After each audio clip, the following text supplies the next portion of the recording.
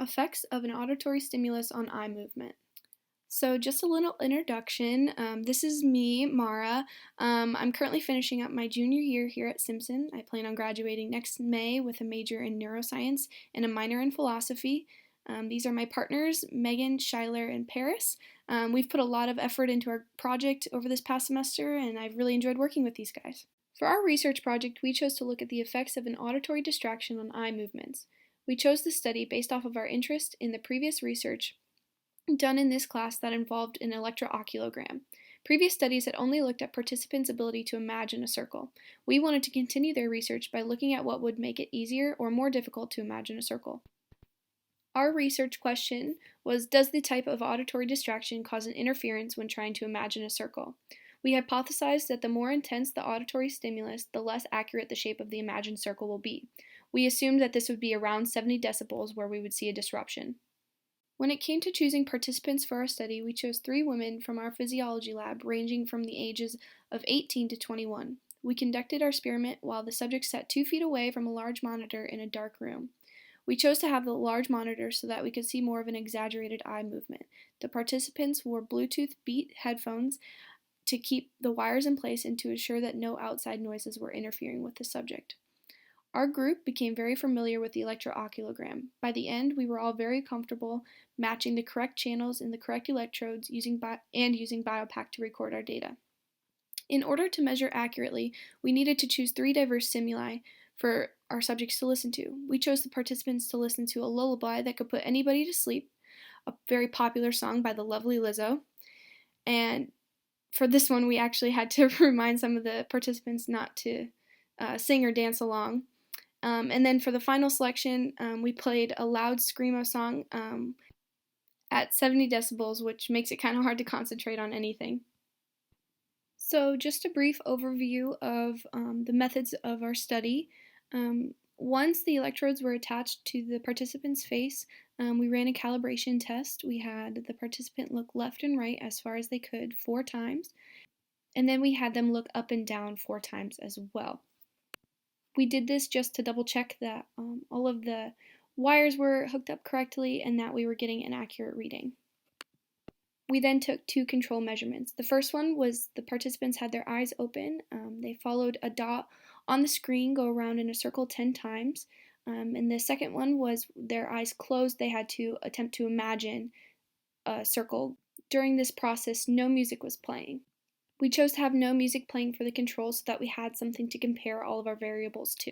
We then moved on to beginning the 3 stimulus recordings. We had the participant watch a circle go around 10 times with no music playing. The participant then closed their eyes and tried to imagine a circle going around 10 times while the song was playing. The graph in the bottom right is from BioPack, our measurement and analysis tool. When we first began collecting our data through calibration, this is what it looked like. It showed the participants' vertical and horizontal eye movements. In order to gather an accurate reading, the electrodes had to be placed in an optimal position. So to do this, we placed them on the muscles surrounding the eye. They are the lateral rectus, which is also known as the temples, and this helps us to measure horizontal movements. To measure vertical eye movements, we placed electrodes on the superior and inferior rectus, as seen in this picture. Just by looking at this diagram, it's hard to tell where a full rotation has occurred. So we went through a lot of trouble and we finally got our graphs to look somewhat like this. These graphs display the overlapping of the horizontal and vertical eye movements in participant number 2. Looking at participant number 2, control, with their eyes closed, you can see a very obvious circular motion going on. Moving to the bottom left graph to the pop music, you can see there's somewhat of a circular motion, but it's kind of disorganized. Moving to the right to the classical, it's kind of a jumbled mess, but we can see that there is some rotation going on in there towards the center. We can follow some of the patterns that stick out a little bit more, how they come back in and kind of go out the other side, but still staying in a really small diameter. Moving up to the top right, looking at the hard rock music, we can see that there's not really any organization to the movement of the eye. And having this graph right next to the control back on the top left is you can see there's a very obvious difference. With the hard rock music, you can kind of just imagine a straight line going back and forth. There's not really any depth. The vertical motions for this person just weren't as exaggerated as they were when in the control.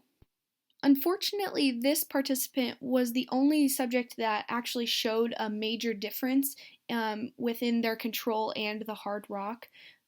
I was kind of disappointed. I was expecting a lot more of the participants to show a greater difference, but this is really the best we got. In comparison to participant number 2, we have participant number 3. As you can see, these graphs look a lot different than theirs did. There's really no circular motion in any of these, even in the control. When comparing all 4 of these graphs, we can see that the diameter hasn't really changed throughout the different stimuli. We can see a little bit more of a condensed horizontal motion. So overall, reflecting on the outcomes of our participants' results, we really didn't see much support for our hypothesis. Participant number 2 had the most disruption related to listening to the hard rock music at 70 decibels. And finally, we will look at participant number 1's results. As you can see across the 3 different music selections, there really wasn't a huge difference in the eye movements for this person. My group really struggled to analyze this data because it pretty much looks the same to a common eye. If you zoom in far enough, you can get the minor details of the vertical and horizontal motions. But other than that, there really wasn't too much for us to conclude from this. Other than that, there really was no effect from the music on this person.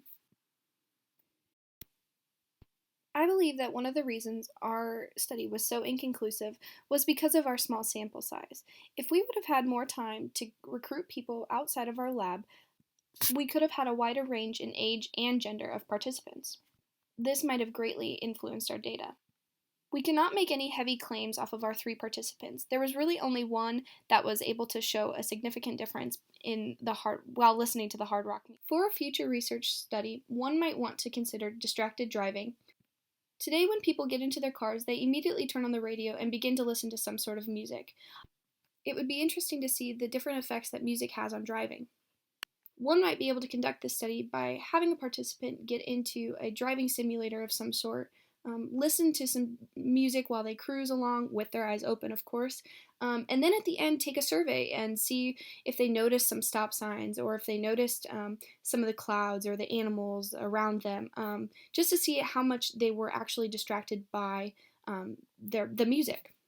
For the study, it would also be important to measure eye movements to see what kind of things attract people's eyes when they're driving, and then, of course, applying auditory distractions in there as well.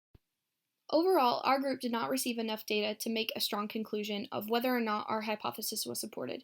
As we saw with participant number 2, they did have a reaction to the hard rock music, but just 1 participant out of 3 is not enough to make a claim that hard rock music at 70 decibels influences eye movement.